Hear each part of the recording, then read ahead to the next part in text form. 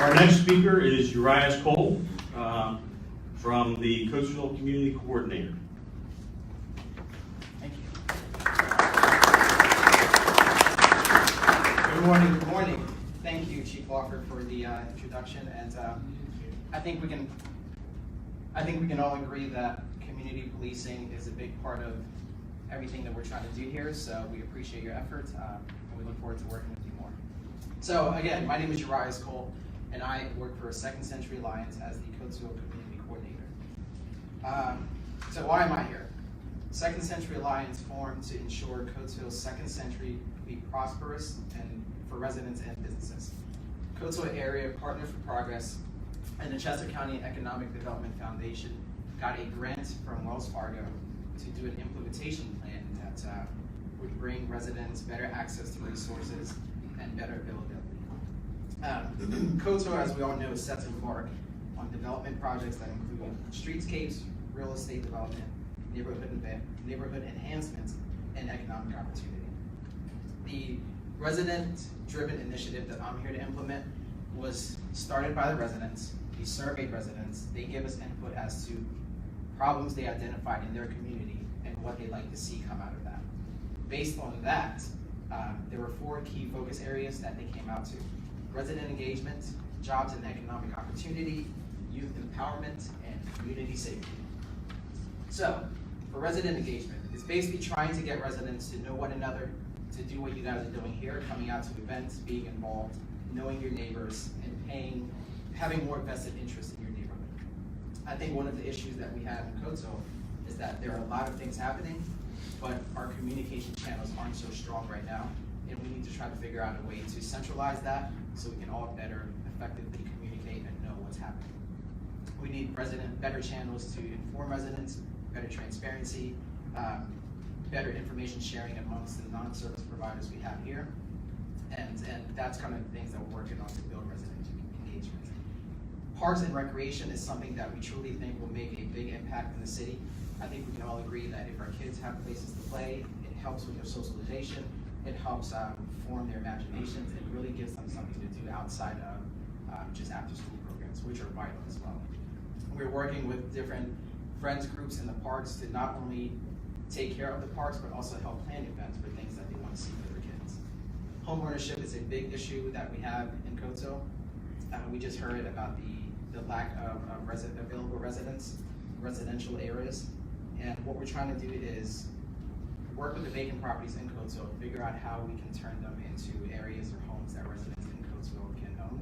I think we find that more residents in the city lessens displacement, stabilizes the community, and makes sure everyone takes a vested interest in their homes. We're going to work with landlords to make sure that they're also doing their job too, as far as upkeeping their homes, upkeeping their tenants, and making sure they're responsible for how their streetscapes look. Jobs and economic opportunity. There are a lot of programs that do training development that help residents with soft skills, technical skills. What we want to do is make sure that we're partnering with them so there's an outcome at the end. We want to make sure that we're finding employers who can partner with these organizations to tell clients that if you go through these programs, these are the employers that we're working with that you can actively go see the job with. Job fairs, we had one recently that was highly successful. 59% of the attendees were from Coatesville, so that's a huge plus.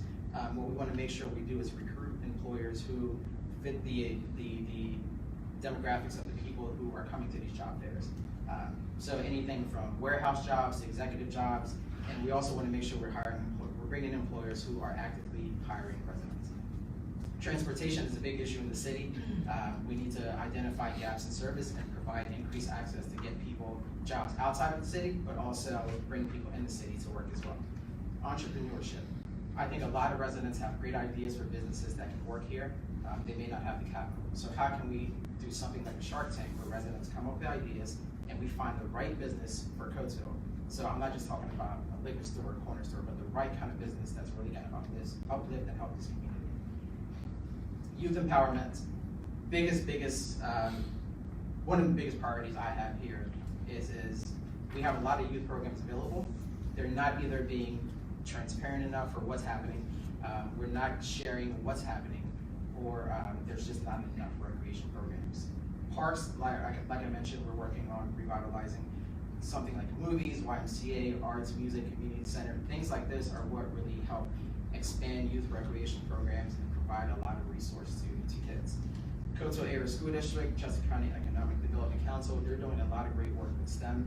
There are a lot of programs that I'm finding out I didn't even know about. So the key is how do we get this information out to residents so they can have their kids join. There's a great program called GET, which gets kids out to other career fields and just explore exactly what those fields look like. So how do we highlight these opportunities for students? And finally, community safety.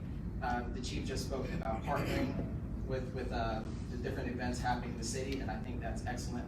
And what we really want to do is open up conversation for what community policing looks like. They offer a lot of opportunities to meet, shop with the cop, chief, coffee with the chief. Sergeant Ollis, where is he?